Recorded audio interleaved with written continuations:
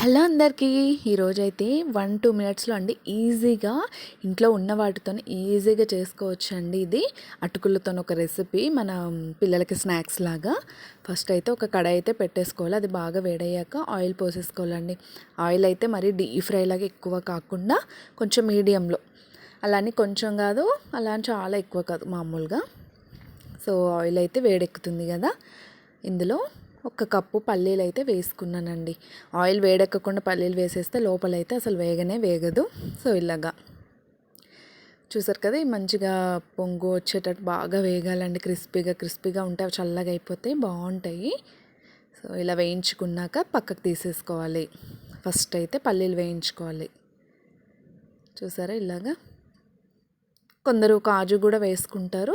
So వీటి ప్లేస్లో అవి కూడా యాడ్ చేసుకోవచ్చు, ఏం కాదు. ఇవి కాజు కూడా యాడ్ చేసుకోవచ్చు. సో పల్లీలు వేగాక తీసేయాలి. చూడండి ఇలాగా. ఇది చల్లగా అయిపోయాక బాగుంటుందండి. నెక్స్ట్ వచ్చేసి ఇప్పుడు పుట్నాలండి. ఒక కప్పు పల్లీలు వేసాను, ఇంకొక కప్పు అయితే పుట్నాల పప్పు వేసాను. ఇవైతే తొందరగా వేడికి ఉండవు కదా, తొందరగా వేగిపోతాయండి. చూడండి, వేసిన వెంటనే ఎలా పొంగులా వచ్చేసిందో.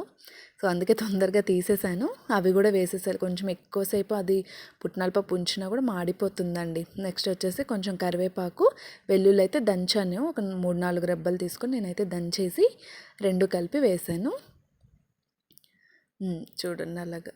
మన మీదకైతే తుల్లిపోతుంది కదా అని చెప్పి నేను అందులో వేసి చేశాను అనమాట. సో అవి కూడా అందులో వేసేసుకోవాలి. వెల్లుల్లి ఫ్లేవర్కి చాలా బాగుంటుందండి స్మెల్. కరివేపాకు వెల్లుల్లి అలా ఫ్రై చేస్తే చాలా స్మెల్ బాగుంటుంది. ఇవి కూడా అందులో వేసేసాను. ఇప్పుడైతే అటుకులు తీసుకుంటున్నాను. అటుకులు కూడా ఈజీగా తొందరగా అయిపోతాయి. సో అందుకనే ఫాస్ట్గా తీసేసుకునేటట్టు ఉండాలండి. అవి తొందరగా 1-2 సెకండ్స్లోనే అవి అయిపోయింది చూడండి. అప్పుడు సిమ్లో పెట్టేసుకొని మొత్తం అంతా తీసేసి అందులో వేసేసుకోవాలి. ఇవి కూడా